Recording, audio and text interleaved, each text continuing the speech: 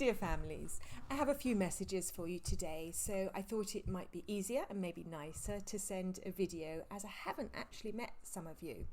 It's now 10 days until the students arrive. They are really coming, so let's catch up.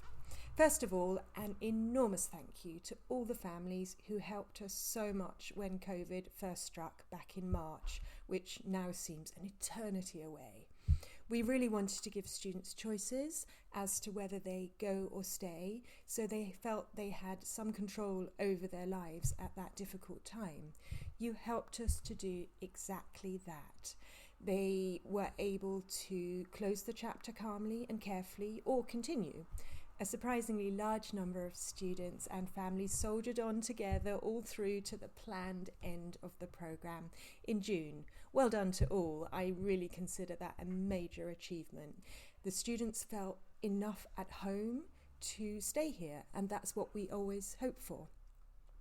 Of course, it has been a little nerve-wracking through summer, but our young people have held on to their dream and they're coming soon. So thank you to all the families who've believed in this and made it possible. Welcome back to old families and hello to new ones. Thank you to all for your patience at this time when we've not only been working through some COVID issues and uncertainty, but also preparing for Brexit by entering a somewhat complicated accreditation process, which will help secure our future so we can keep sending you lovely students.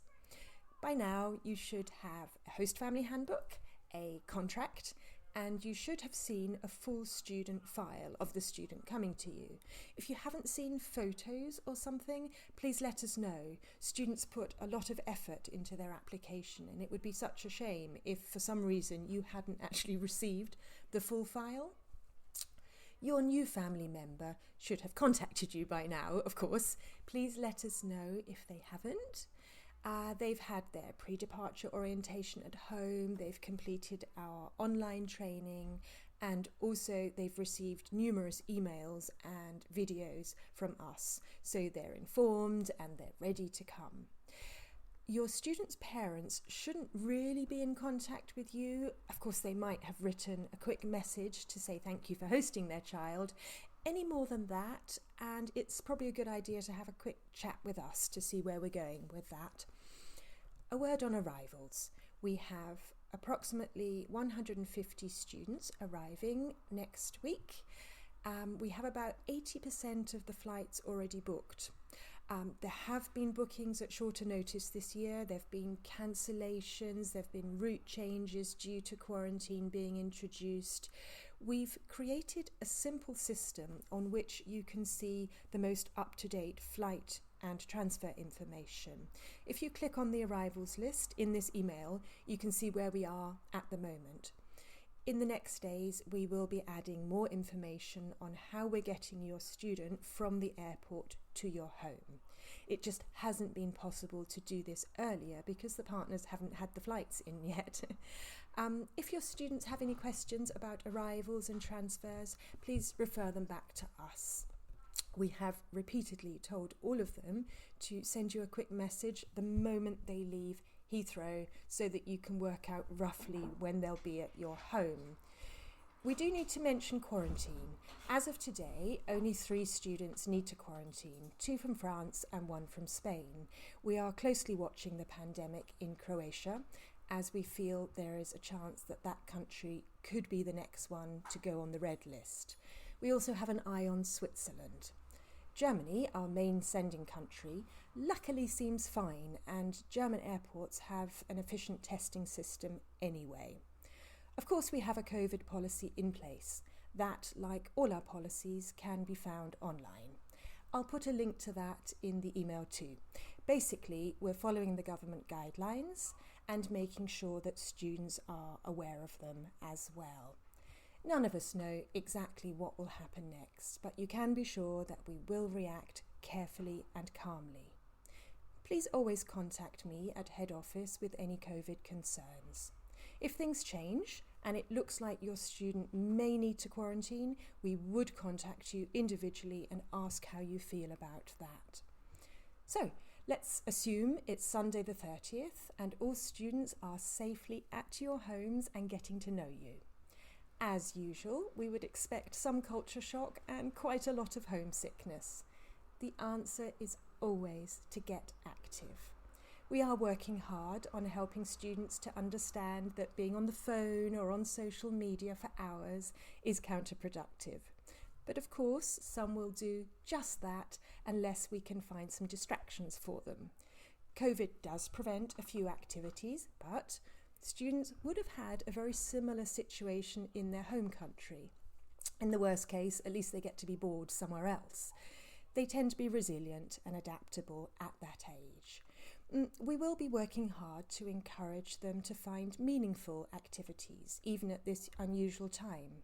We had planned to bring them all together in Brighton for an information day, but we've decided that that wouldn't be in line with the government guidelines. We will find other ways to help them to get active. I've been working in this field for 30 years now. An overriding message for me has always been host family homes are not hotels. I always hope that students will behave like and be treated like members of the family. Particularly this year, I appeal to you to involve them in family life, whether that's cooking, shopping, housework, or walking the dog. At the same time, of course, our students need to get involved, but also to treat your home and your expectations with respect. If you feel something is not working, please let us know quickly. We can probably sort a niggle. If frustration builds up on either side, it gets difficult to handle. The area managers are experienced and always willing to help if things are not going as they should. Please also feel free to contact me with any questions about payments, travel, policies, etc. Major safeguarding concerns will generally come to me anyway. All managers know how to handle problems. Both Eve and I have extra child safeguarding training to handle any unusual situations.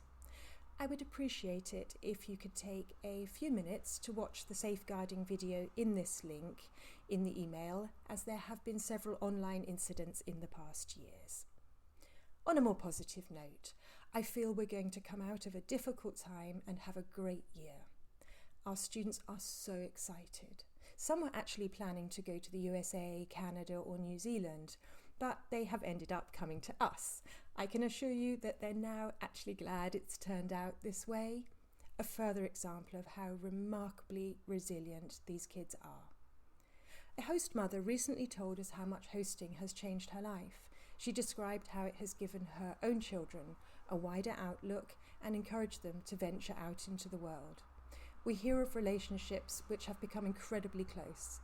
I hope that the 28th or 29th of this month is the start of a great journey for you, your family and your student. Goodbye for today.